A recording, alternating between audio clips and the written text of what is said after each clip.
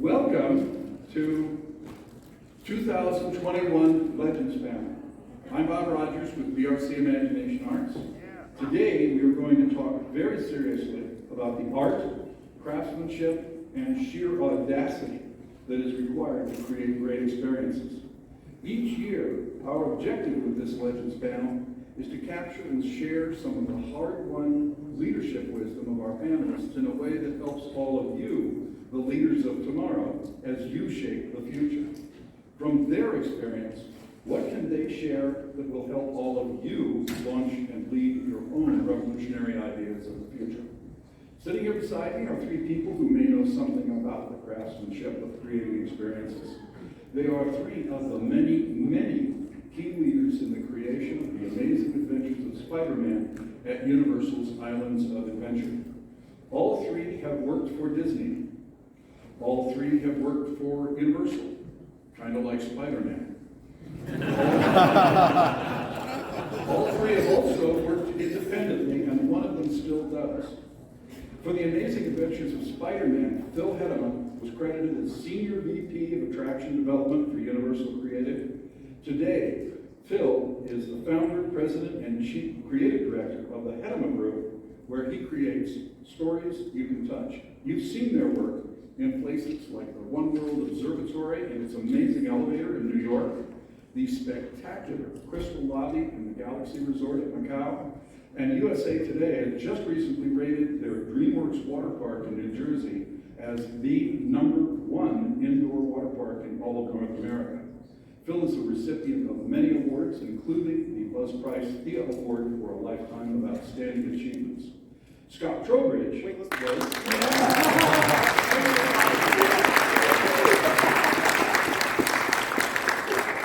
Scott Trowbridge was vice president and creative studio leader at Universal Creative when he helped to create, conceive, and deliver the amazing adventures of Spider-Man. Later, he helped to create some of the early concepts for Harry Potter before joining Walt Disney Imagineering, where today he is a portfolio creative executive.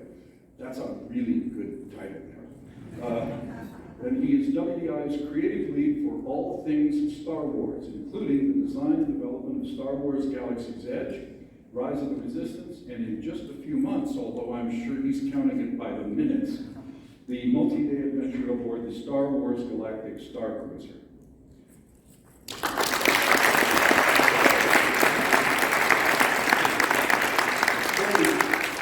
Thierry Coup was the production designer for the amazing adventures of Spider-Man. He subsequently helped to lead the creation of Harry Potter and the Forbidden Journey, Transformers the Ride, the Wizarding World of Harry Potter, Diagon Alley. Today, Thierry is Senior VP and Chief Creative Officer at Universal Creative.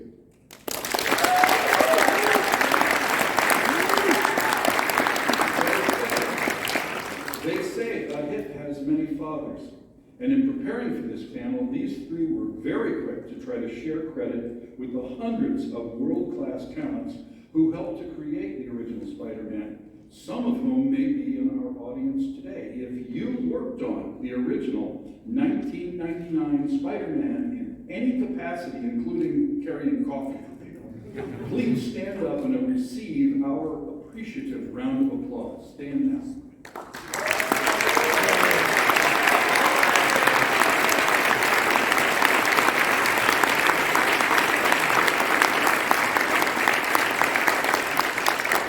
Now the rest of you, take note of who stood up, and right after this, go ask him a question or get an autograph.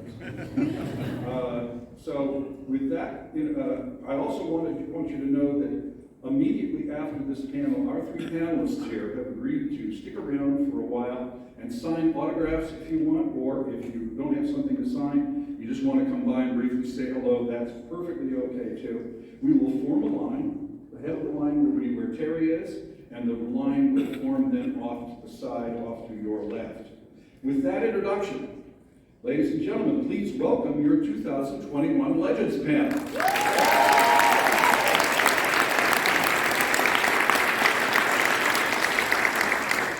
And let us begin.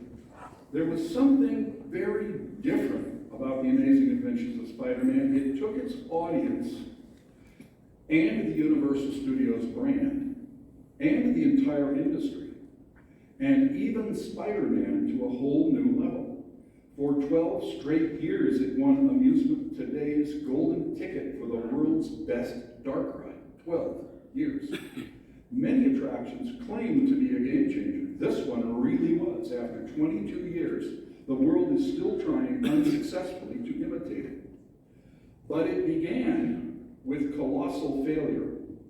After spending years developing concepts for the wildly popular DC Comics characters, yes, DC Comics, Batman, Superman, Wonder Woman, the deal fell apart. Universal lost the IP. That's disaster. All of that work down the drain. So now what? Start over, but where to turn? At the time, the Marvel Universe was far less popular and far less successful. It was so weak that it had gone into bankruptcy in 1996. There were no feature films featuring its characters, no Spider-Man movies at all. Could a failing IP with no feature films support a $100 million attraction? If so, what does that say about the IP chase going on out there on the trade floor right now? So, what did you guys see in Spider-Man that everybody else had missed? Probably best for you to talk about that. Desperation, maybe.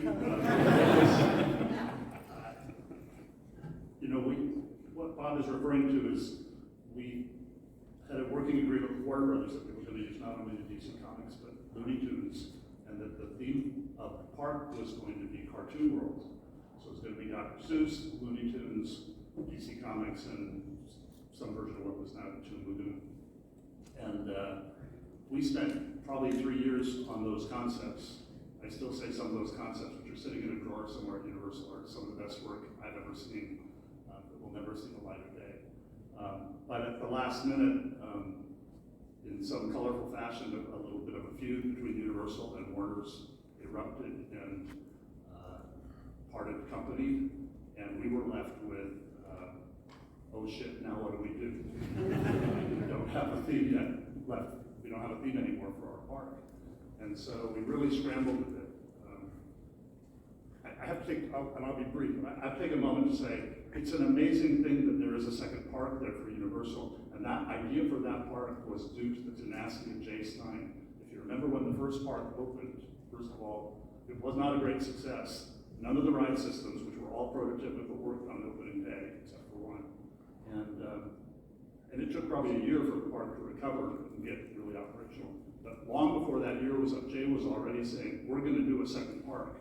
And he was ready to get started on it. So we had worked on this for a long time. And then we lost Warner Brothers, and it was like, now what are we going to do? So we scrambled around and looked at what we could get.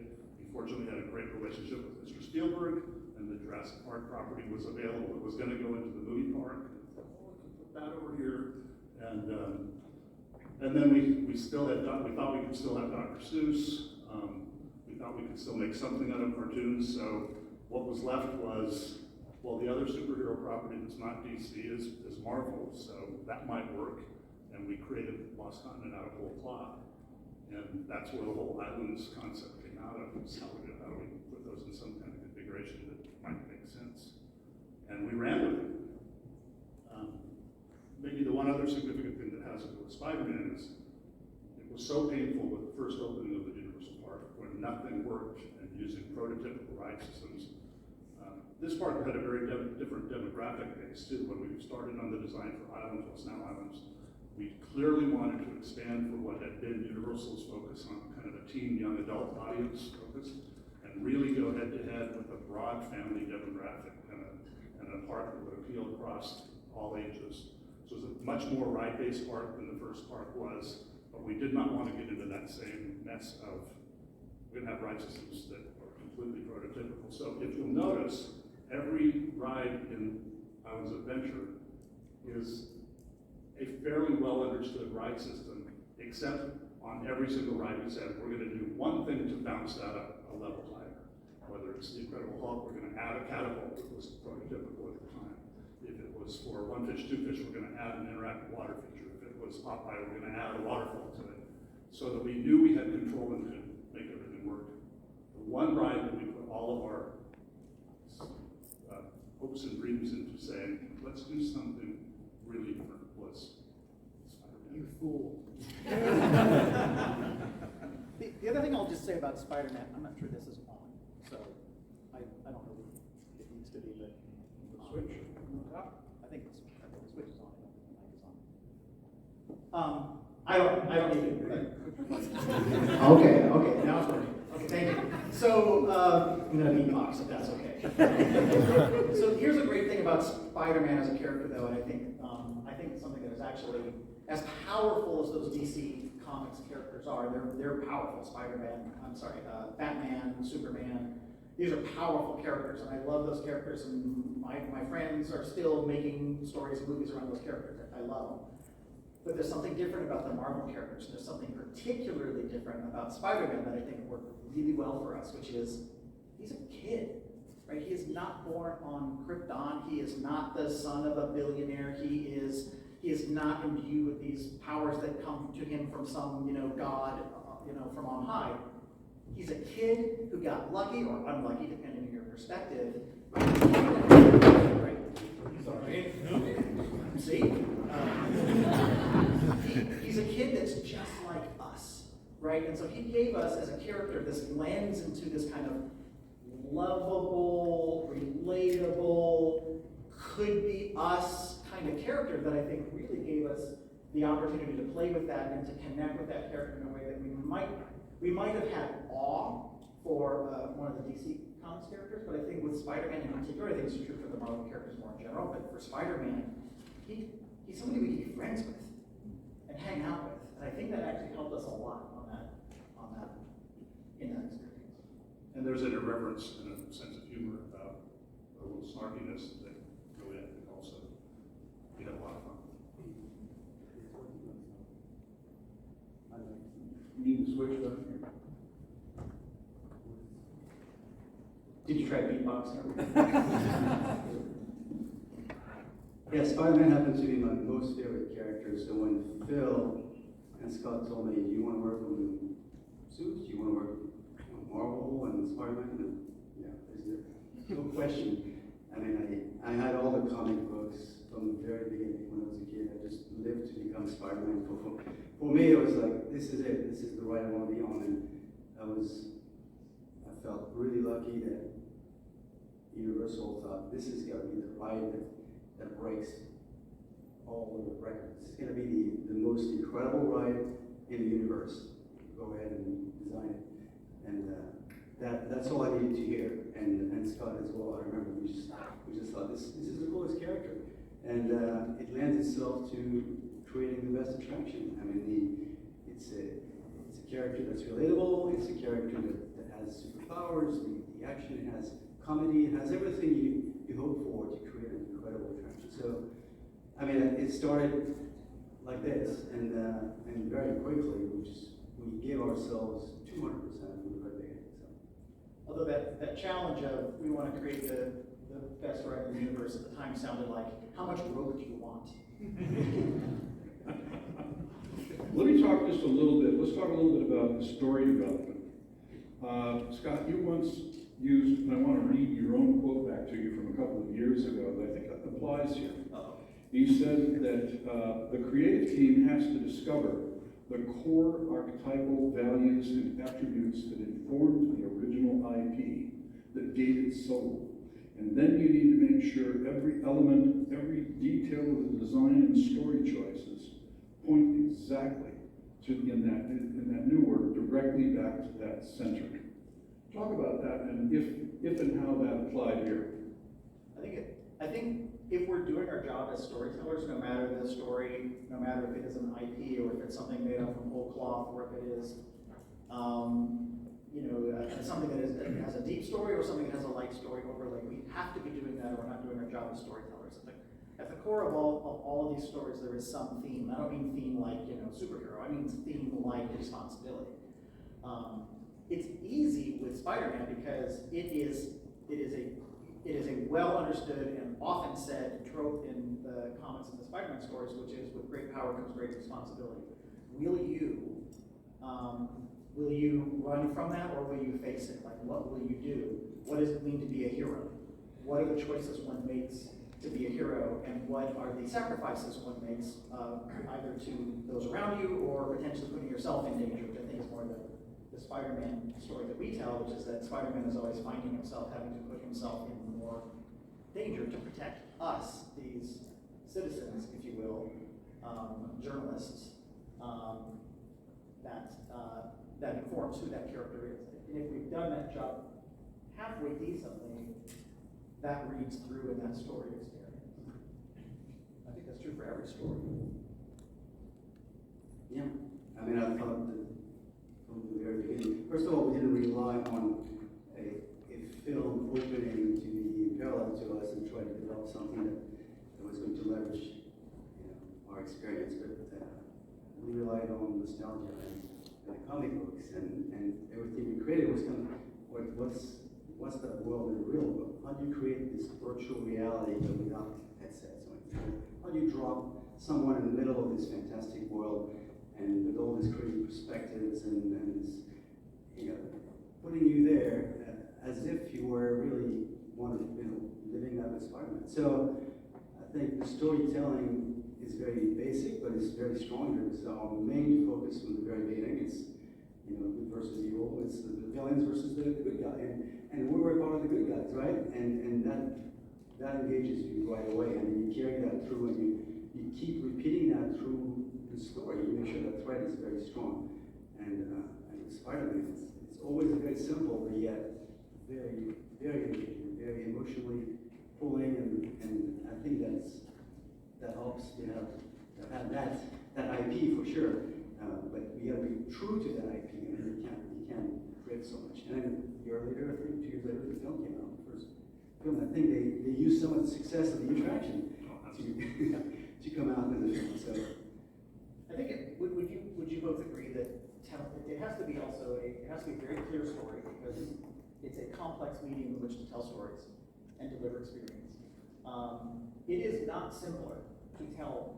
It is not easier to tell a simpler story. It is a process of honing and editing and focusing and throwing it out and starting again to tell a story that is clear, concise, understandable, relatable, fun, and tell it through this physical medium, this very challenging physical medium where editing is done with jackhammers and bulldozers. You have to get that right up front, and you have to make sure that you have a very clear, concise, fun, well-paced, well-structured story. Even if it seems clear and simple, it is hours and hours and hours of hard labor that goes into making something simple. Another interesting choice in story on this that I don't think I appreciated until a couple of years later. You don't watch Spider-Man from the safety of an audience envelope or a disconnected boat.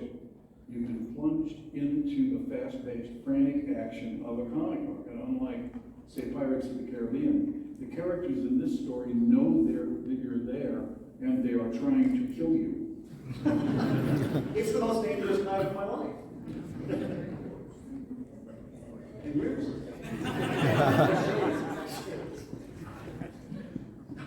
When we were, No, go ahead.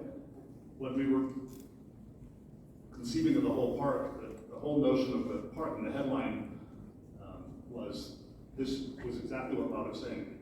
This is not a park where you come and watch things happen. This is a place where things happen to you and you are in the story. And I went to New York and did all the bankers' presentations to get the investors to say, yeah, you can build this park. And that was, you can think about it, Incredible Hulk, you get hit with gamma rays, you get in the middle of the cat and mess, et cetera. And nowhere is that more true with Spider-Man, where Spider-Man literally jumps on the hood of your vehicle and you are riding with him and he's with you in this adventure. And that was 100% the target for what we wanted to accomplish, and was set as a guiding principle for the whole park, but particularly for this attraction. You mentioned the disastrous opening that Universal Studios in Florida originally had, and the time that it took for the reputation of the park to recover from that. To a tremendous extent, those failures were caused by technical overreach. And so now you've got this executive team who's been badly burned by the technical promises that didn't come true. And now you are going to propose the most state-of-the-art, complex, technically advanced ride ever attempted, with about 12 things that have never been combined. No two of them have ever been combined, and you're going to do all of that. First of all, what the hell were you thinking? And what were the precedents? What did you study that made you think this might work? I'll actually add one more to that, which is we had a lot of experts telling us what we were thinking about was not possible. And I'd also put in context, this was not the world of Universal Creative that you know today. This was like a dirty little skunk factory that was trying to figure out how to build a theme park. And we were all young and naive and very enthusiastic. And certainly had great experience bringing into it not to do something like this. And I think I will just leave it. These guys are the ones that made it happen. If I would understand what's only because they say surround yourself with people who are smarter than you. I'm not sure we had experience that was helpful here. It had never been done before, and it was, but.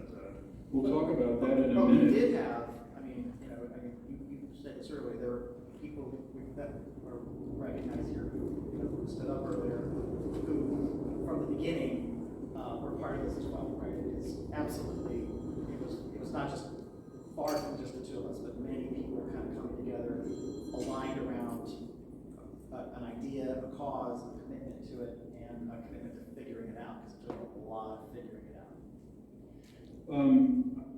First of all, can everybody hear all right in the back? Is it loud enough? That would be all great. I want to talk about, this had to be a hard sell. So I want to talk a little bit about the pitch. What was the pitch like? Take us back to that time in that day. It's a $100 million ride. In today's dollars, that's somewhere around $170 or $200 million. And it's supposed to be the main anchor, the most important attraction in the park. So I'm picturing the pitch. It's got to be a large conference room, maybe even a sound stage, probably with scale models, renderings, mock-ups, projections, proof of concepts. And there's this assembly of very scary, very focused, very sober executives in suits who just barely understand spreadsheets. And they come from all over the country for this highly anticipated presentation, and they're ready to give you a day to listen deeply with their full attention. Is that kind of how it was? You are a master storyteller. That is not how it was. It was, you've got 20 minutes on the corporate jet on a flight from LA to New York. Bring your boards with you. When we land in New York, you're getting back on a plane and flying back to LA. You got 20 minutes. That's kind of how that played out. Hunched over with a couple of our executives, some of them really didn't like to fly. So not in a great mood already. Kind of hunched over with some boards, trying to stand in the aisle of a not huge corporate jet, doing the dog and pony show and pitching it like there's no tomorrow to kind of get people to buy into this. And in probably half an hour of this flight, and then literally landing in New York. I remember I had my little boards with me, and I'm like, well, okay, I didn't have any luggage, right? Because I literally was just going to the commercial side of the terminal, getting on a plane and coming back to LA with my folded up storyboards under my arm, kind of going, I think you did well. And what was when you finished the presentation, what was their reaction? It was, sounds good. That's about it. Sounds good. Sounds What's good. next? Where's our luggage? Sounds good. Well, they have people for that. It was like, sounds good. What's next? What's on the agenda? It's like, okay, I guess, There were also, Phil, you talked about, there were some investor presentations in addition. You did some of those, or maybe you did all of them. I think I did all of those. What were those about, and what was that like? Yeah, I touched on it briefly. They were really about getting the investors excited about the concept of the park, and so I had like 90 minutes to do. I flattering myself by saying the Walt Disney pitch for the bankers. This is what the park is going to be from start to finish. And I will say that they were very excited about it. They seemed to be effective. We did it at Four Seasons Hotel in New York over a weekend, and I was exhausted. But it was a pretty exciting time for us because we thought we might really give a chance to do this. I just wanted to say, the one thing, this was a big risk on Universal's part, but if there's one thing that's in the DNA of Universal that, and this goes way back to Jay Stein, some of you may remember that infamous name, who was fearless in trying to do things. He failed as often as he succeeded, but he was, talk about audacious, he promised anything, he wouldn't always be able to deliver it. But Universal was always willing to take a chance for a big idea, and I think they still are today. I think you're seeing, they've grown in leaps and bounds even beyond Spiderman because that willingness to say, to recognize when a good idea is worth it, and then say, we'll do what it takes to get that done. Getting to that point of recognizing the first idea is sometimes the hard part, but that was the fun part for us as kids, to be able to work at Universal at a time when it was like, all right, let's roll up our sleeves and go for this. In the meantime, back in the studio while Scott was flying, presenting, we're counting the minutes, like, oh my God, I hope he sells it, because if he doesn't, what are we gonna do? I mean, you know, everybody, even senior management wanted to shut this down. It just thought it's too crazy, too complicated, you know, and it was hard. We really had to keep selling it. And I remember after that, taking Ron Benson through the 3D model, the right-through model, and every time I described the scene, his eyes went like, what? No, you can't do that. You can't do that every scene. And we said, well, we can prove to you we can do this. Let us do a mock-up, right? And we did. Yeah, I mean, we did a number of proof of concept mock-ups, and that is a fancy name for, we had a nondescript warehouse in Burbank with a bunch of like 2x4s and things lying around, and we tried everything. There were some fundamental challenges that we didn't know originally how to solve. You talk about Jay making some promises that he didn't know how he was going to deliver on. We might have done a little bit of that. Might have done a little bit of that, kind of, but We figured that out. But with the belief, maybe, you know, naive, that there are some things we could figure out. If we were told, Thierry will remember this, we were told that doing 3D projection, rear screen projection, or 3D projection in a dome, not possible. Right. Not possible. And moving past the screen. Moving past 3D screens, not possible. Well, that's not all. In those days, 3D experts said, all of them said, that 3D to work, you had to ease the images gradually out toward the audience, only very slowly to give the audience time to train their eyes to converge the image. And in addition to that, for the polarizing glasses to work, you had to keep all the heads steady. Otherwise, throwing them from one side to another, the polarizers would go out of. What on earth gave you the courage to ignore all of the experts? Courage, is that the word? Courage? You didn't know what the experts would We say. didn't want to take no for an answer. We just didn't want to take no for an answer because we're so naive and we had some experience, but we just thought, these are old rules. We're going to reinvent the rules. We're not just going to break them. We're going to reinvent the rules. We're in control of designing every bit of this ride, or the shows, or the media. We can just reinvent it. We kept seeing solutions instead of problems. We didn't understand why those rules were there. So it was, I think every time somebody said there's golden rules, you can't be this close to the screen, there's a hotspot. You can't have a projector this close to the screen. It just went on and on. Every time we brought some expert, because we had to, for due diligence, we thought, well, no, there is a way to solve that. I think as a team, everyone here worked on this, always saw a solution, and that's what made this, I think, this attraction, this design team so strong. We just believed in the solutions. That's 100%. And we were somewhat, I would say this, and some of the people who did this with us are sitting in this room, so they'll kick me virtually under the table if I get this wrong. But and this may be a lesson to learn, right? If you believe in something, don't be so quick to give up on it, right? If you have faith in something, don't be so quick to give up on it. when the experts told us that 3D wasn't possible to rear screen project, I remember we went out and we just bought all kinds of crazy materials to see, because it's about, not to get you technical, but it's about how can you pass light through something and have it retain its polarized state. We looked at different kinds of glass. We looked at, I remember going and buying shower curtains from like Bed Bath & Beyond and like projecting on those through different kinds of plastics. And eventually we did find that we could retain polarization through a certain kind of material. And voila, what was impossible is now not impossible.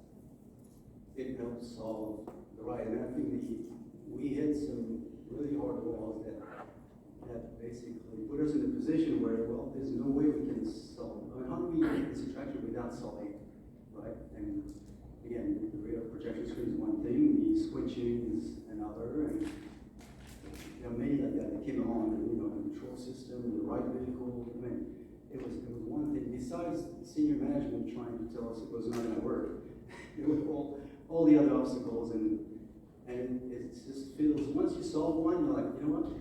I think we can solve the next one. And it's all as a team. Literally, it was not, there was a very tight collaboration, but we all got our hands dirty, and I think there was a good mix of experience within the team. We all came from different, places, different parts of the engineering business, and it made us stronger. I think we all brought our knowledge and our naivety as well.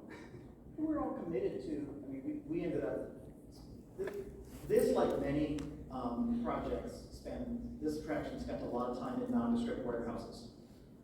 We had our first nondescript warehouse in Burbank near the airport, 2919 Fortune Avenue, for those who are keeping track. I will forever remember the address.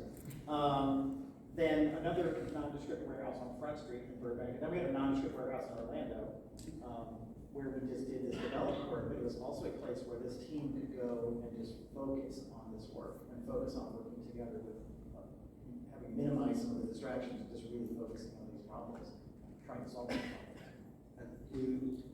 I think all of us, as far as I can remember, we all wanted to make this the greatest attraction in the world. And we didn't care about the hours we worked, we didn't care what job titles we had, we didn't care about our next promotion.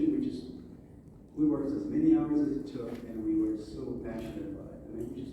We just wanted to, it felt like to me, but like we were trying to build this rocket that was going to go to the moon, and that was no small feat. We had a timeline, we had to open a certain date, and we just kind of approached it that way. It's like, this is all, it's not going to be easy. I know we thought it was not going to be easy, but we wanted to break new grounds, and we thought, if we accomplish this, if we do it, if it works, which we still question even a week before opening, it's going to be the greatest thing ever. I love the if it works. Got a related question to that I want to get to, and then get back into the technical tangles that you guys were unscrambling. It has been said that with state-of-the-art technology comes state-of-the-art problems, followed closely by state-of-the-art invoices. So, with all of this bleeding-edge technology ahead of you, how did anyone develop a budget or subsequently manage a budget while you were in progress? That's part of being a professional. It's one thing to dream up all the cool things that we want to do, but as part of being a professional is also managing a budget. And I'm going to talk about, when I say budget, I don't mean just a financial budget, but a risk budget, a time and talent budget. It doesn't matter how cool the idea is if it can't make it to actually an opening. We had a lot of challenges in the budget. We didn't have $100 million to start with, but we're able to convince everyone that we needed a little bit more budget. So we eventually got to 100 budget. Yeah. Target budget at the beginning was not the same as the final budget. It wasn't. Yeah. So that was a hard fought. Every inch of that was a hard fought battle to get to where we needed to get to. Scott and I got really good, mostly Scott, at convincing senior management that this was gonna work, that it was gonna be the greatest thing ever. Even though after we said that, we're like, are we sure? I would say. So, I mean, yeah, we believed in it, but, you know, we were really good at keeping it moving forward, and we felt really strongly it was gonna work, but yet, there were a lot of challenges, huge challenges, and that didn't stop us, but I think that helped, you know, get us through all the hoops of, you know, finances and all, you know, getting approvals along the way. That's a real pickle, being caught in between, however benevolent your ownership is. When can we see something? When can we see something? Well, I hear you had a difficulty with such and such, you probably got it solved by now, can we see something? And meanwhile, your team is scared to death. It's not solvable, but they're working their rears off, late hours, they're exhausted. How do you maintain that position in between those two forces? I just want to say I never implied that our senior management was benevolent. They probably bought into the idea and said, yeah, we're going to do what we need to do to make this happen. Yeah, the criticism of management came from the one no longer working for the company. I would say, you know, Thierry, I think we did more than convince people it was a good idea. I think we demonstrated it. Because there was a lot of times along this process where for our own purposes, we were trying to demonstrate, you know, a technical solution to something. And Phil may remember this, but I mean, you were the audience for this. But Thierry and I, we with others, mounted a mock-up in a nondescript warehouse where we mocked up a kind of a ride vehicle that's really this thing on wheels, and we hired grips to just push it along kind of as if it were a ride system, syncing to some film that we were experimenting with, this perspective correction, 3D perspective correction thing that we were trying to accomplish, along with some really rudimentary set work and special effects. And by special effects, I mean it was me hitting the vehicle with a 2x4 and Thierry spraying a CO2 fire extinguisher at the people in the car. It was all smoke and mirrors. 100%. But it was the demonstration of the potential, I think, that got us at least to live another day. And thanks to Phil, because I remember trying to sell this mock-up to Scott, and Phil said, okay, let's do it. And you kind of approved spending the budget. And that's really what sold Spiderman. I mean, without that mock-up, we wouldn't have been able to convince everyone that it was going to work. But we were really on the edge there, where that one mock-up had to work, and we were getting the media, you know, an hour before, and it was all, you know, teetering on the edge. But, you know, the result was out. Persistence, very much so. You know, this is all coming back to this. 20 years ago, we're all dusting off the cop-outs, but this is the thing that's really amazing about Spider-Man in my mind. All the technical problems with 3D and switching and moving sets combined, you know, covering the scene between the projection and getting the lighting balanced, those are all kind of known problems that if you ride the ride, you think about them, and yeah, they saw that. But most people don't think about, and this is to me the real miracle of Spider-Man. The controls on the side of the vehicle that control the field of view are basically your motion picture frame. And every scene is designed so that we are carefully controlling what you can see. And sometimes while you're looking at a projected image that's changing your point of view and moving on. And that's what makes it amazing, because you lose track of exactly what you're doing. But think about this. Every bit of that animation and choreography had to be determined before the animation was done, before the track was laid, before the walls were put up. You know, once that was all done, they could tweak the programming of the vehicle, but basically every bit of that had to be worked out in front, and that's what makes the attraction immersive and natural. And I think that was truly, in my mind, the breakthrough achievement of what we did. There was a lot of simulation around, and there was a lot of special effects. We combined all those, that was a big step. But it was making that seamless experience where you lost track of where you were. And we all know that moment when you lift up and the buildings are moving, that we all ride. And my body can't tell how they're doing it, and I know how it works.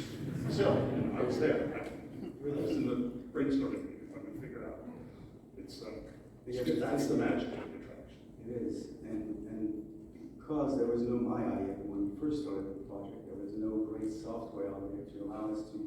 We knew we wanted to use CG to develop the media and to create the 3D that would be really dynamic and create this incredible windows into a world that we can only dream of.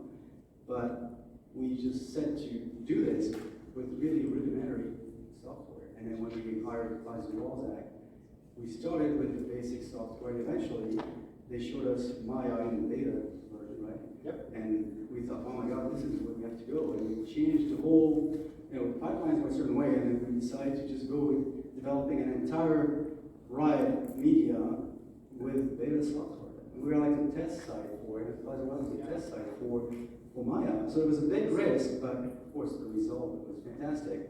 It still took 6 hours to render a frame. That's It's crazy. not an exaggeration. Remember that there was no digital media production like we have today, where anything is possible. This was really cutting edge stuff. And projected on film.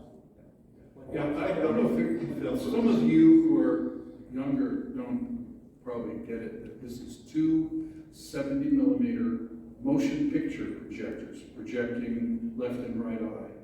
They have to, as each car approaches a scene, the projectors have to go from reset to ramp up, achieve speed, synchronize with each other, synchronize through a show control computer with all of the effects and other things that are going on. If anything's out of sync, you're going to be completely screwed up. And there's a new vehicle coming into the room every 18 or 20 seconds, and the interval is not the same every time because of the load area. This is like your grandfather's technology, motion picture film. It is really, I think about what I know about that, and I go, what were you guys thinking of? If somebody told us we had to do that today, we would say, no way. It'd be crazy to do that. 25 projectors. I knew it. I signed up for that. I want to go back for just a moment, Scott, you mentioned a risk budget, and then you kind of moved on. I thought that was a really important concept. Would you just elaborate for the people that maybe need a risk budget out here in the audience? I think Phil actually kind of talked about it. That there's a lot of islands of adventure that were pluses of well-known things, and maybe primarily based on the learnings from the opening of University of Studios Florida. You don't want to make everything a question mark about whether it's going to be there on opening day. But you can afford to take a flyer on one or two things. You can kind of afford that. And I kind of think of that as a budget. And this is true. It was certainly true for Spiderman. I think it's true for a lot of projects we do. You can choose to take a flyer on a couple of things or a handful of things because you know that the rest are going to be okay, or you have a path to okay, and so you can afford, whether it's money, whether it's talent and focus, whether it is kind of the technical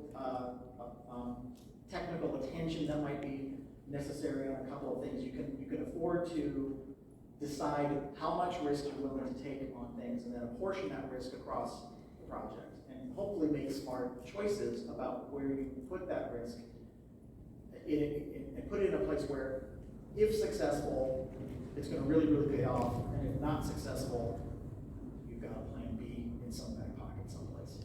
There was a rumor that there was a second concept for a Spider-Man attraction waiting in the wings in case you guys fell down. Is that just a legend, or was that true?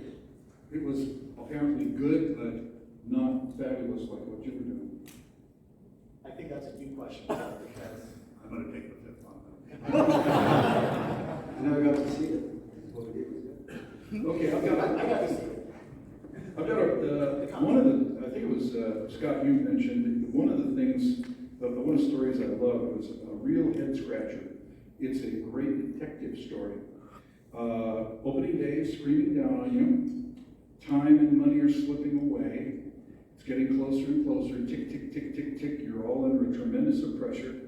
But the audio keeps cutting out at the same exact place in the ride for no damn reason at all. So this is becomes a big technical whodunit. Can you take us through that detective story? Yeah, I think it was actually Electro we determined it was electro sabotage. So one of the things that we did on this new prototypical ride system that, you know, had to zip around a building and have a motion, a 6-degree of freedom motion base, and have this yaw slew ring. In that, it was very important to us to have great audio. And so we actually built a new kind of digital audio system. Remember, this is many years ago, so we built a first of its kind of digital audio system that was actually installed in the front of the vehicle. Ben here, who oversaw that ride vehicle, will I'm sure remember this story. Exactly what you described was happening. The vehicles, we had everything finally kind of turned on and working, and you'd be going through this scene, and always in the same place at this one scene, the audio would cut out. I mean, what's the deal? Is it a problem with the audio file? Was there a problem with the power? And so we started to diagnose the problem. It's like, well, play a different audio file and see if it's the audio file. No, a different audio file cuts out in the same place. Well, it must be something with the power. But it was, we tested everything, we looked at everything, we couldn't figure out what was going on. So eventually we started to turn off everything in the building and just say, okay, now just run the ride by itself. Okay, now just run the audio like in the main thing. Okay, it's still working. Okay, start turning things on. Like there's some kind of interference. Eventually we figured out that what was happening was in a different scene, in a different part of the building, there's a scene where the character Doc Ock kind of blasts you with the levitation ray, and we were adding an effect to that with a liquid nitrogen blast through this kind of like cone that was focused at the vehicle.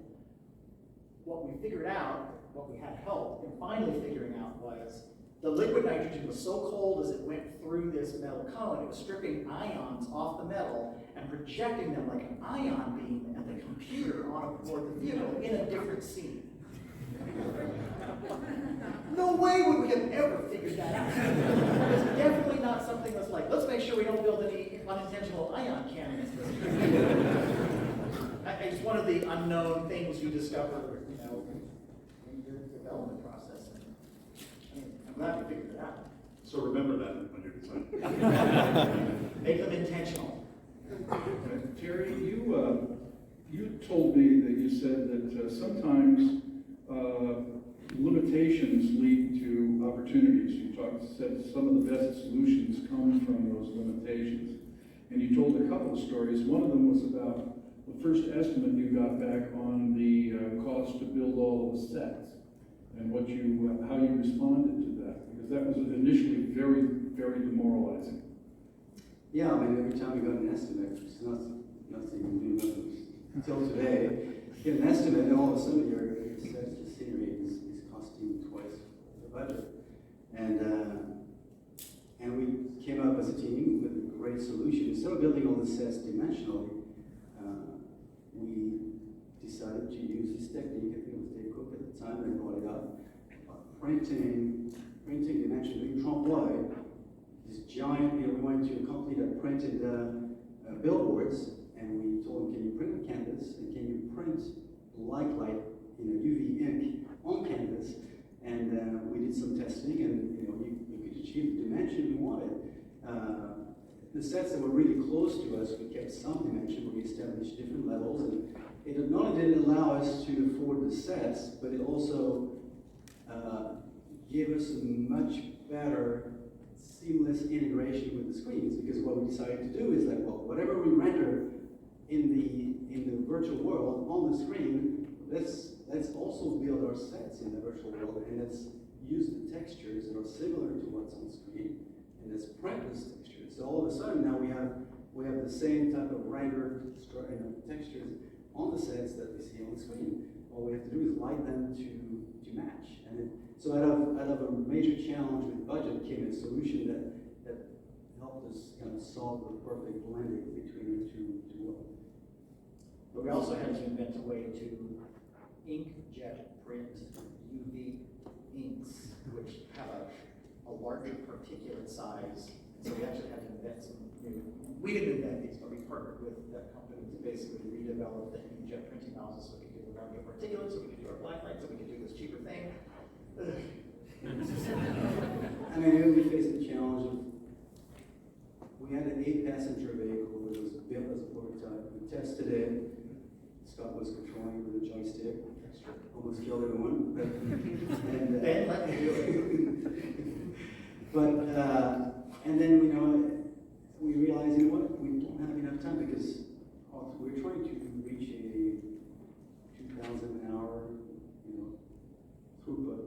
And 8-passenger vehicle didn't give us enough time to deliver a really good story, cause and effect, and get the 3D, and it didn't work. And we were way, way deep into this. And we thought, well, the only solution is to make it a 12-passenger. And, you know, we had to come up with some really strong reasons why. It couldn't be just, well, the story's not gonna work.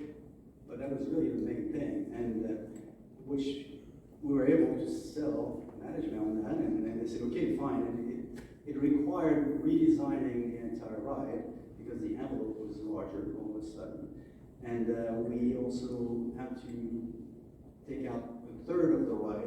3 of our favorite scenes we had to take out of the ride to reshift everything, given the size of the vehicle and the budgetary, you know, restrictions as well.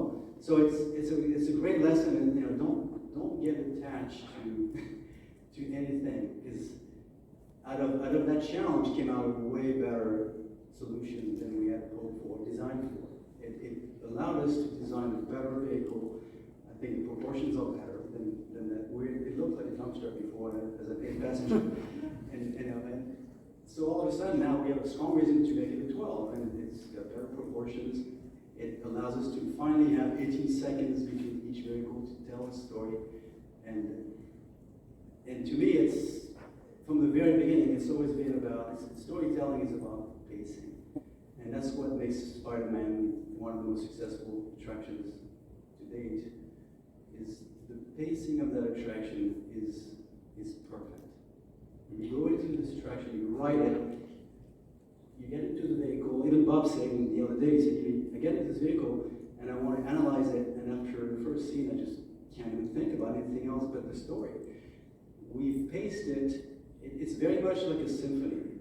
It's about using pacing as a philosophy to deliver emotions and story and capture the emotions of your guests, right? Of your audience. And it really takes you to this emotional curves. It never gets you a chance to completely rest, but just enough time to prepare for the next moment. And from the very first scene when Spider-Man lands on the vehicle, it just breaks that fourth wall. You don't expect it. You know 3D comes close to you, but you never experience 3D touching you. And it touches you all of a sudden.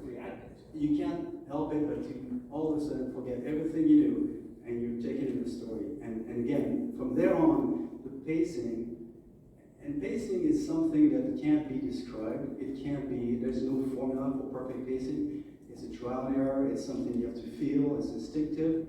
And we all were part of that development. We all, you know, we're looking at the timing and thinking about every second. And to Phil's point earlier, because we didn't have any ways to really do some good pre-bids back then, we didn't have, 3 years before we opened this attraction, we had to put a dot exactly where the vehicle was going to be and commit to it 3 years before opening, because that's where we were going to render that image from, because it was going to take years to render the whole media. So when you got that detail and you think about every second on your, or every 30th of a second, on the layout, on the ride layout, you think about the action at that moment and what the vehicle is going to do at that moment and what the music should be at that moment. When you control that, then you really could start thinking about the pacing and the rhythm of the attraction and how you capture that emotion. And I think that's one of the secrets. Today we rely so much on the modern tools, and we don't really think things very, very thoroughly, but I think we all put our heads very, you know, all our brains on this, and we really thought that again, every second in this ride was completely thought out. But yet I think we were lucky that we hit this pacing so perfectly. Because you go to Hettema, I wrote it last night, I'm like, I can't believe this is just so, again, so engaging, and so it just takes you into the story, and you don't, you know. So yeah, that was one of the magic things that happened. Another advantage of a great story that touches on something that Scott said a little earlier if you've got a great story and the audience is right with you, it will tolerate some value engineering. They cut 3 scenes out in order to fix this thing. 3 whole scenes, and the thing's still great. Now, are you guys going to tell us what the 3 scenes were? Remember that? And Vulture. Oh, that was so cool.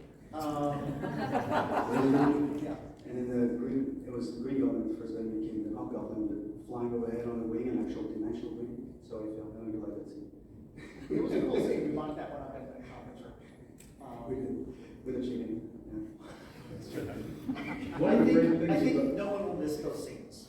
No one will miss those scenes. They were great scenes. They would have been great moments. They would have helped tell a slightly different story. The story we're telling, I think, to Thierry's point, I think is, has been, hopefully we're telling, we did tell that story, crafted perfectly for that story. Big lesson there. A great story will tolerate a budget cut. Terry, one of the amazing things about this is that the ride creates a feeling of vastness that's way larger than the actual space. And it has also this illusion of flying, and yet you never leave the ground. So how did you achieve the illusion of vastness? And when did you realize that you had actually achieved the illusion of flying? Well, we first did a very early mock-up because we set out to really solve the finale scene. It was very important. Phil told us, hey, we got to solve this finale scene. How do we, we knew we wanted to fly over New York, but how do we get from 200 feet above New York down to the ground? So we set up the mock-up. I worked back then with a very small plywood bench with a 2x4 again, and then got some stock media of different flying and falling scenes, and we tested it. It was a tutorial screen at the time, or was it? There was a flat screen. Yeah, flat screen. For the first one was a flat screen.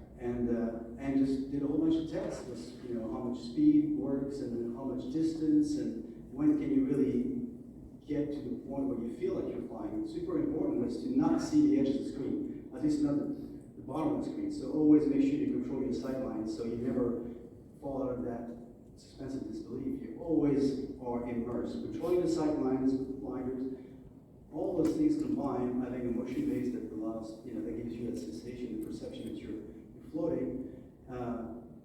And then, of course, opening these giant windows into space and controlling the media and the flight, all that combined was very successful. And then I remember when we were riding, actually when some of the guests were riding the vehicle, when there was some of the text services, and the vehicle stopped into the flying scene, and people were afraid to get out because they're like, I'm 200 feet above New York. And it was like, okay, it works. I think those scenes also, there's also a lesson here about designing, really understanding the medium you're designing for. And with those being immersive, especially just toroidal, the curved kind of dome screens, really using the negative 3D space to really make it feel like it's a window into a much larger space. It's not just about things in your face, it's also about the illusion of space extending deep into the, into that axis. Okay, so you've solved all the problems, just about. You're just about, and now you're open, finally. So, amazing. The damn thing works after all. And the world goes crazy, it's a mega hit, and all those doubters who told you it couldn't be done, now are all saying that they always knew it would work and would be great. What reactions from people or executives or anybody else, or even yourself, what reactions surprised you? Maybe guest responses, maybe something that worked better than you ever imagined it would, or maybe something that you worked really, really hard on, but it kind of nobody noticed it, or what would what reactions surprised you? Well, as somebody who at that point was working on other Universal projects, as well as Islands was being finished, I would come in and out and not see the project progress for a while. And I can remember the first time I got to ride the ride, and I think I was fairly speechless when I got off the ride. It was an unforgettable moment to see the And that was, that they've done something really amazing. yeah, and I was just reminding Phil of this story, just how important that was to me as somebody whose opinion I greatly value about what we were doing and have been there for all, but hadn't been suffering all of the day-to-day on it. He was, I think, a great set of eyes through which to see this, because we were so close to it. But to see his reaction was very special and gratifying to me, because like, oh, okay, well, if he likes it, then maybe others will too. 5 years of 6 years for me of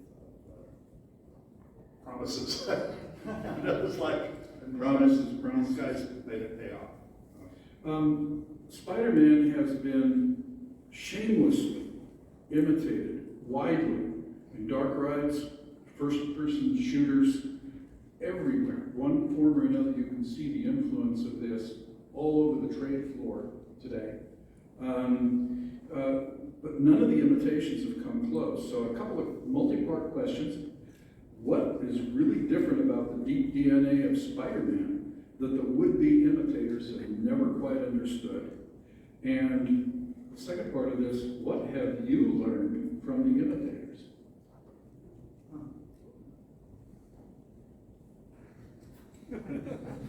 Learn from the imitators? Not much. That's a good answer. I hope we inspired a lot of other artists and teams and designers to push the envelope. I mean, that's what we did, break through new grounds and invent new ways to transport people and guests to fantastic worlds and great adventures. I think that's what we hope for as well. What happens in our industry, we've seen this a lot of other places too. People always copy the wrong things. They'll look at, well, they used a hydraulic piston to make this move forward and back, so we got to have a vehicle that has hydraulic piston, and completely missing the point of what the experience was you're trying to deliver. So I think that what we did, that I'm very proud of, is we decided what we needed to achieve, and we did whatever it took to get there.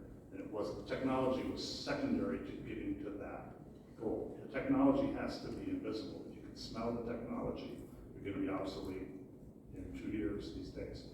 But if the story and the experience is unforgettable, and you fill in all those gaps and all those little details make all the difference and take it all the way, then you have something unique. And anybody can copy the mechanics forever, but they won't have what you did. It's not the same thing.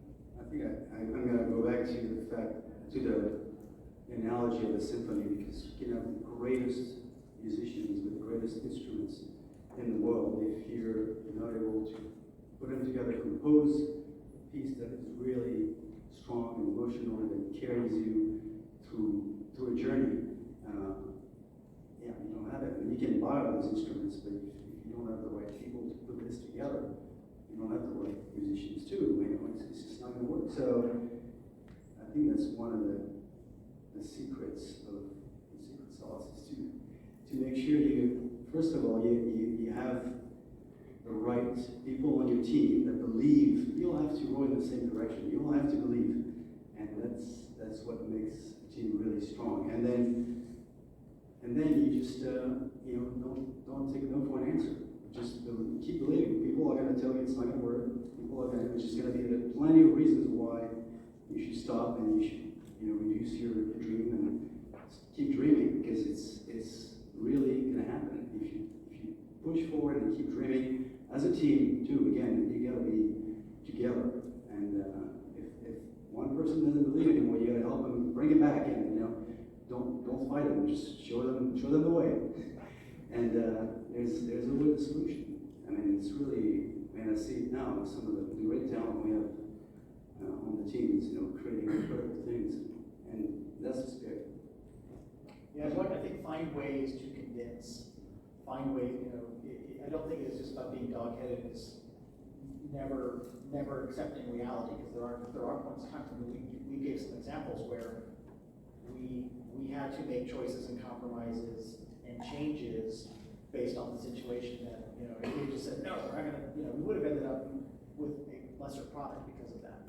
I think it was, it's knowing when to make a change, knowing, and still being very, very, very focused on what it is you want to create, and then when you're running into impediments, convincing others of what the proper path is. Because if you can convince others, then you can, it's easy to convince yourself of something. It's harder to convince others of something. If you can convince others of it that this is the right path, you probably have a path. And the path is going to keep changing. It's going to keep adjusting. It's like flying on a plane, and you got a big storm, you got to go around it, right? Or you got to find a different altitude, whatever it is. It's going to keep adjusting, and you got to make sure that you get support from everyone when you have to make that adjustment. It's usually for the better, and you have to be able to prove that. But when you make an adjustment, you got to be open to it, and you can't schedule innovation. So you can't schedule when that change of trajectory is going to happen. It may happen way late in the game, but if you see that it's the right way to go, just make sure everybody's on board and prove that. I think when you do what we do, you have to have that enthusiasm and believe in your idea 100%, but you also have to be ruthlessly self-critical at every step of the way. You have to say, what am I really looking here? Because it's easy to talk yourself into it. So it's just easy to go home and say, that's good enough. And greatness comes from that combination of things, saying, I know what I want to get to, and I'm looking at what I've got, and I've got 60% of it, but there's 40% that's not there yet, or this is not working, or I need to change the path and go around the storm. And that's really hard to do. It's so easy to just say, well, it looks like an illustration, it's good enough, everybody will get it. But you got to be able to put yourself in that first viewer mode and say, I'm seeing this for the first time. What's the story it's telling me? And ask others. Yeah. Ask others. What do you see that I don't see? What are you noticing that I'm not noticing? We've been staring at this for a long time. Help us see this through fresh eyes. Because people will do things that you have maybe even known about, but you've forgotten about, or you've just gotten so used to seeing it a certain way you don't see the flaws or the challenges in it. One thing I want to say about the people who have leveraged some of the ideas that Traction developed. All of this work is built on the shoulders of other people who have done amazing things in the past. Even this attraction builds on principles and ideas and techniques and examples that came before it, just like everything that came before those. So I want to make sure that at least the way I feel about it is I don't want to say that like we invented all this stuff out of whole cloth. We absolutely built this on the shoulders of other things, other experiences that came before, and others will build on these shoulders. And I think that's kind of okay. I think you're right that there have been some where they basically took the blueprint, the physical blueprint, the mechanism, the machine, and said, if I just replicate the machine, I'll replicate the experience. That's harder. That's not really how that works. I'd like to, since we're on the subject of leadership lessons, sitting out here in this audience in front of you are your fellow practitioners of the Imagineering, with lowercase I, Imagineering arts. And in addition to that are the future leaders. We've got a lot of young people here also who will be on the equivalent of this stage in 2050, explaining how they took all of our old ideas and took them into the future. I'm sorry, I keep touching this damn it's all wired in, I couldn't get rid of it, but so I know it's distracting. I'm accidentally changing the slide. Anyway, I wanted you to think for a moment, what have you learned about creative leadership from either Spiderman or your other projects that might be helpful to all of these people that I haven't yet asked you about?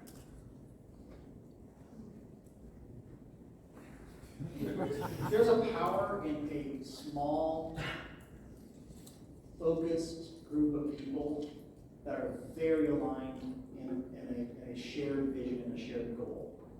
Our projects end up being huge. This attraction ended up being huge too. We literally, as it progressed, the set work was being built in LA, the right deal was being built in New York, the rendering was happening in Massachusetts, the track was being built in Florida. You know, these become big, big projects, but it started off with a smaller group of people who were able to spend enough time together to align themselves with a shared amount of focus, a shared sense of what the vision was, and support each other as we tackle these tough challenges. And I would say that, I mean, that is something that I still feel very works today on projects that I'm working on.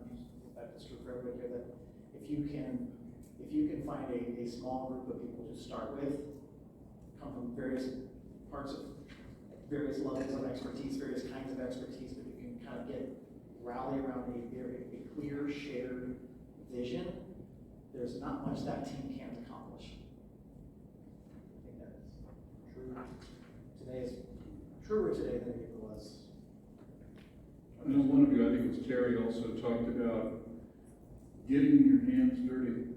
Actually, you started at the bottom of the business, so you knew how to use 2x4s and gather tape and baling wire. That was another one. Yeah, I think being humble and trying to understand everyone's challenges on the team and help them solve those challenges, bring them in, get your hands dirty, and I think the whole team pitched in when Andrew's guys were building props, we're installing things ourselves. We're part of the team. There was no, I'm the leader, I'm just going to tell you what to do. I think we all participated to the process, and we listened to the team. And I think everybody pitched in great ideas, and in the right today, there's a little bit of everybody's ideas, and that's really important to make sure you don't think you can solve everything yourself, and that's got to be my idea and nobody else's idea. It's not like that. You got to be very open. You got to be one of the team. There's no, there's a little bit of hierarchy because there has to be, but yet when it comes down to solving things and working together, you just have to be there with the team. And we did. I think we all rolled up our sleeves and we did everything we could to help each other. And that counts for a lot. I think I've kept using that philosophy through my next projects, and now I wish I had more time to do that, but I try to do that as much as I can, get there with the teams, and again, I want their ideas. I don't want my ideas to influence anything. It's about collaboration, and that's one of the greatest things. Any of us here in this room would probably be absolutely delighted to have Spiderman as the crown jewel of our life work. But for each of you, it turned out to be just a stepping stone to even greater things. Terry, you went on to create Transformers The Ride and Universal's Harry Potter attraction. Scott has turned the Star Wars franchise into Galaxy's Edge and the absolutely astounding Rise of the Resistance. And Phil has founded his own company and built it into one of our industry's most successful and highly admired creative companies. So what did each of you learn from doing Spider-Man that somehow gave you the leadership tools or inspiration to go on with that, from that, and achieve even greater things? Let's say it in a way that's helpful to our audience. Not done yet. There's more cool stuff to be made. Never grew up. Work with people you like. Never grow up. There's still lots of cool stuff to be made. If you're not enthusiastic, and if you're not loving what you do, go home. I mean, because that doesn't work with what we do. Yeah. But I think I've had the pleasure of working with Mr. Rogers here for a lot of years. He told me something once that I've always found very true. Every project has to have a champion. It actually has to have two. It has to have one on the project side. It has to have one on the client side. They have to work together to make sure that you can weather the storm through everything. So I think projects have to have champions. You have to have that sense of belief, and that's what leads the rest of the team through with you. And then I also think this is my takeaway for everything we do now. Every audience comes to the experience with a context of some sort. Whether what they did provide warning, but if it's an IP-based thing, it's what they know about that IP, what they think about it. So they come with a set of expectations. So on every project, my rule of thumb is I have to meet those expectations. I have to check the boxes. If it's a Spiderman thing, there's certain things they expect Spidey to do. And then, having met those expectations, I have to surprise the audience with something else they didn't expect. You can do that on every project, then you're always moving forward. Every audience comes with an expectation, even if it's a movie, you know, and nobody walks out of something that was exactly what they expected to happen. And maybe somewhat satisfied, yeah, that was what I expected to be. But if you can put something in that's unexpected and surprising and takes it to another level, then you're going to be successful every time. Okay, our time is not up. I have one final killer surprise question for our panelists that I have been warned not to ask. And I saved it for last in case they all jump, get mad and walk out. So for 30 seconds, we're going to let them worry about this. Is Hector here? This Hector is our technical guy that runs the room. Is he here by any chance? No? Okay, this is going to be fun. First of all, was this panel good? Did you like this panel?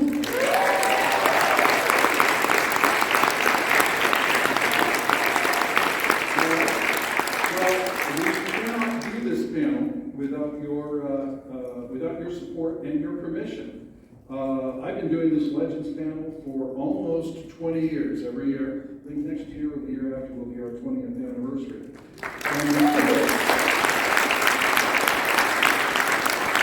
Because you requested, and you requested with the ratings you give us by photographing the QR code that Hector is yet to put up on the screen and reporting back. So I guess you're all going to have to write letters this year unless Hector shows up. There we go. That's what it means by surprise. Ladies and gentlemen.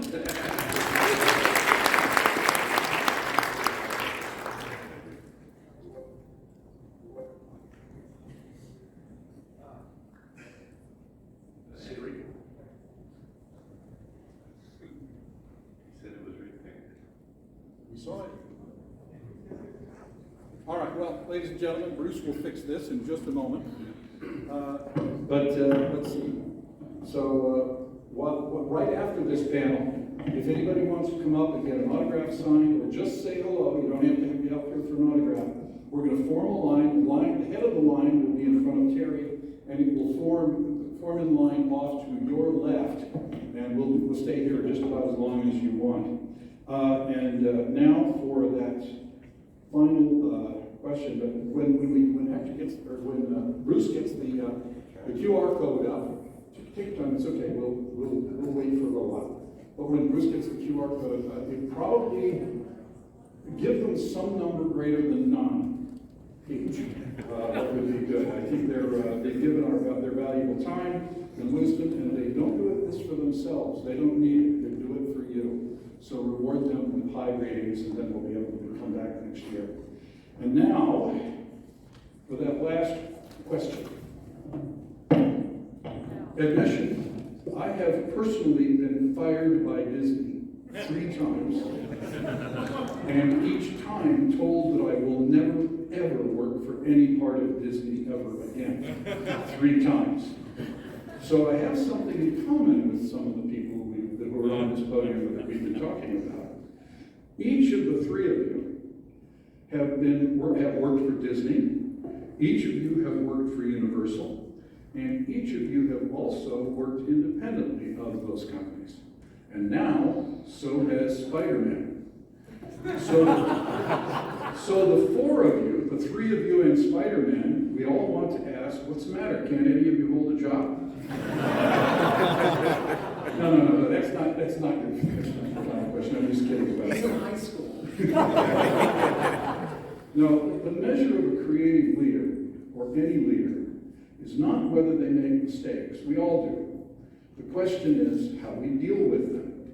So, in your professional and creative career, what was one of your biggest mistakes, besides volunteering for this panel? And how did you get out of it? And what can all of us learn from it that will make us all better leaders?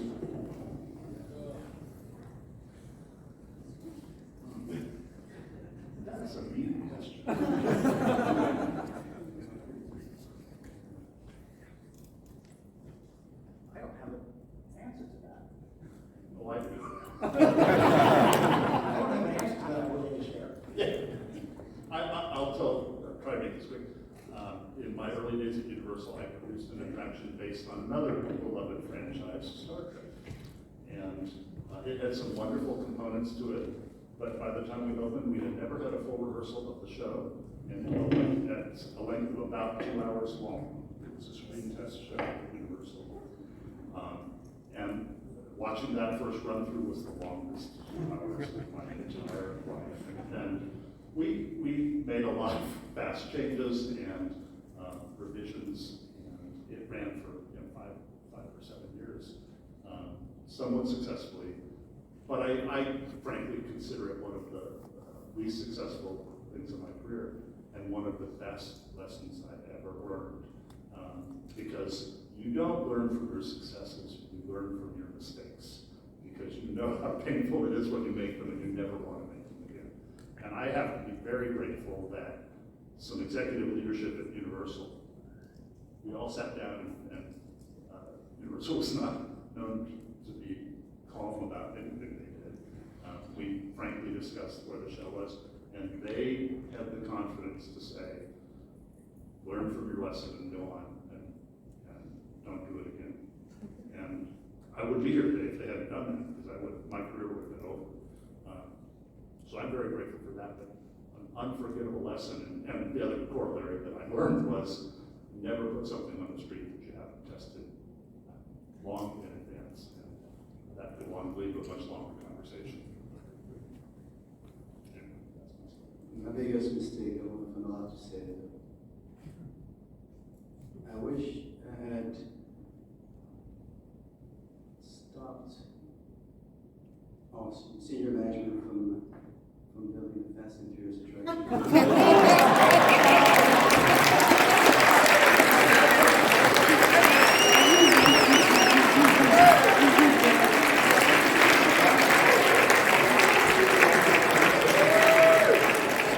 It's a great attraction, but it is not what it should be.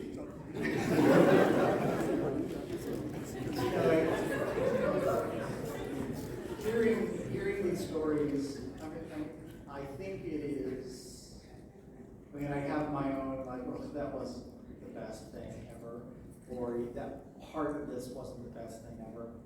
I think it is easy to talk yourself into no one will notice, the rest is good, so that thing will just kind of slide by, or fixing that or fighting that is going to be too hard. But it's the thing that bad part of it is not only the thing you always notice, I always notice. It is the thing that I think our guests notice too. If it isn't, don't let those things slide, because it's the only thing. I mean, even in Spiderman, when I go through Spiderman, actually get a little while since I've written it, I know what I'm going to look at and go, ugh, never really fixed that thing. And I may be the only one that sees that, but I do kind of feel like those things add up. And so there are push. If you're not happy with it, do something about it. Don't just kind of let it slide. I regret sometimes letting things slide and knowing that there's things out there that are not as good as they could be. I think the big lesson for me, for what I just mentioned, is that if you see something that doesn't seem right, don't hesitate. Say it. At the risk of being shut down, whatever. Just say it. If you feel strongly that right in front of you, someone is going in the wrong direction, the team is going in the wrong direction, say it. It's just so important for you. You may see something we don't, or other people don't. So Okay. It's better sooner than later. Ladies and gentlemen, a round of applause for your 2021 legend, Trowbridge.